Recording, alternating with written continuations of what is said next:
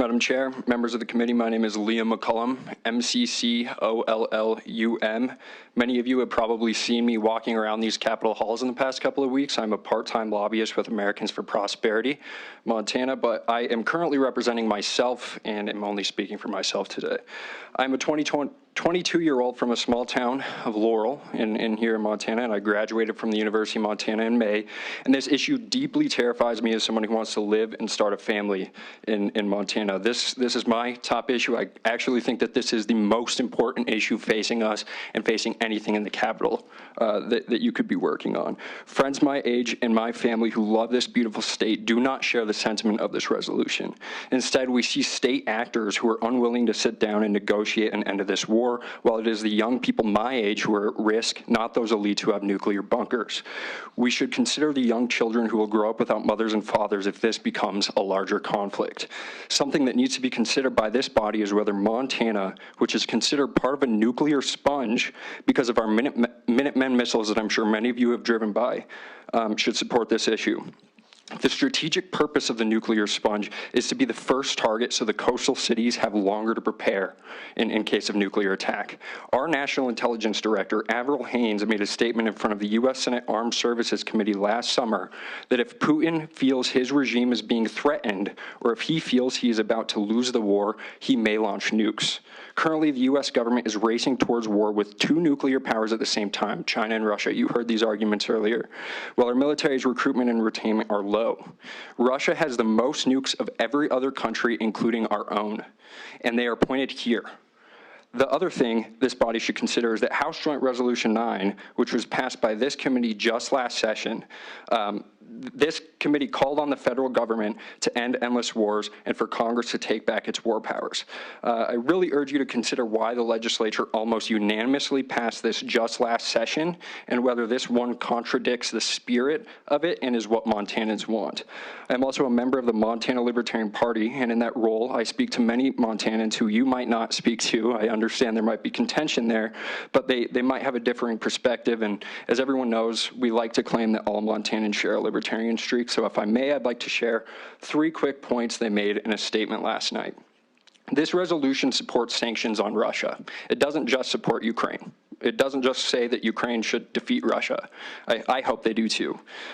We should be opposed to sanctions because they are very imprecise and all-encompassing penalties that harm civilians more than their leaders. Do you really think Russia, Putin and his oligarchs are harmed by these sanctions? No, the people are of Russia. They are currently being starved. The resolution also supports NATO, but we should learn the lessons of the First World War and reject alliances that automatically trigger larger conflicts when two countries begin fighting. Regarding foreign aid, as Ron Paul said, foreign aid is taking money from poor people in rich countries and giving it to rich people in poor countries. 4, Ukraine is touted as a democracy while they're banning and jailing opposition parties, banning speech, and banning religion. If this is a democracy, maybe we should question those people who also say those things and promote democracy here. Holding these positions does not make one an isolationist. As Jefferson said, we should have peace, commerce, and honest friendship with all nations, entangling alliances with none. This is the exact opposite of isolationism. Frankly, it's the warmongering, the sanctions regime, and the printing of money to finance these wars that destroys our economy and isolates us from the world. Regarding the claim that this is an unprovoked war, I seriously question this, and I urge you to consider the 2014 coup, the Georgian War, and also turn to Ukraine's Defense Minister Reznikov himself. He said just last week that Ukraine is carrying out NATO's mission. They aren't shedding their blood. We're shedding ours. You also heard earlier that this is a proxy war. The U.S.'s proxy war. Reznikov also called for NATO to give more weapons. He concluded his statement with that. Instead, I believe NATO and the U.S. should aid Ukraine by not using them as fodder and push for negotiations above all other things. I want you to think about what the U.S. would do if the Warsaw Pact included Mexico, Canada, or Cuba. Look to the missile crisis if you want to hint at how we'd respond. The RAND Corporation, surprisingly just this weekend, published a paper titled Avoiding a Long War, which claimed that the U.S.'s interests would be best served by avoiding a protracted conflict, and costs and risks of a long war outweigh the possible benefits. I typically disagree as a libertarian with the RAND Corporation. administration, but they are right here. There was also a claim that China is watching us right now, and somehow that if we completely deplete our weapons reserves in Ukraine while retainment and recruitment are low, and when we are considering including women in the draft, and that will somehow deter China, if we somehow defeat and spread ourselves thin in Ukraine, somehow that will deter China. I would seriously question that, and I actually wager that they want us to get involved in a Thucydides trap instead, so we are deeply weakened while investing all of our efforts in Ukraine, while unfortunately the Biden administration is also considering escalating with North Korea, backing Taiwan militarily, and backing Israel against Iran. We are racing towards war on many fronts. That will weaken us. Our dollar is dying because we finance the Middle Eastern wars with a loose monetary policy. Our debt is at like 32 trillion now. I'm 22. I mean, that's my debt at this point. It's a large part why we have increased prices now, all of this deficit spending. I too agree with the comment made by a proponent and with the founders that we are meant to be a shining city on a hill. I agree with the sentiment, but the founders warned that the way to be a shining city on the hill is to not interfere in others' conflicts, but rather set an example instead. That's what that saying means. We were meant to be a limited republic with a defensive military, not an adventurous one. And I'm finishing up here with a couple quotes.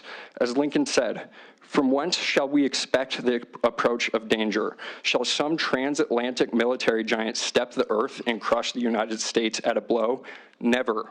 All the armies of Europe and Asia could not by force take a drink from the Ohio River or make a track on the Blue Ridge in a trial of 1,000 years. No, if destruction be our lot, we must ourselves be its author and finisher. As a nation of free men, we will live forever or die by suicide." As Congressman Ron Paul said, a submarine is a very worthwhile weapon. I believe we can defend ourselves with submarines and all our troops back at home. As George Washington said in his farewell address, it is our true policy to steer clear of permanent alliances with any portion of the foreign world. I think this body would do a whole lot more if they passed a resolution calling on Antony Blinken, Lloyd Austin, and President Biden to immediately sit down with their counterparts and push for diplomacy instead. This is a very important issue. This should be our top role. We should make aid conditional on diplomacy. This war is not in a vacuum. Further intervention will lead to World War III, if not nuclear war. Frankly, I think it's the most important issue, like I said. Above everything else you do here, none of that matters if this beautiful Montana capital is turned to ash, if my younger brothers are drafted into war. Unfortunately, I think that this is a path we are heading in, and I think that this, you should seriously vote against this resolution. Thank you. Thank you. Further opponents in the room, please.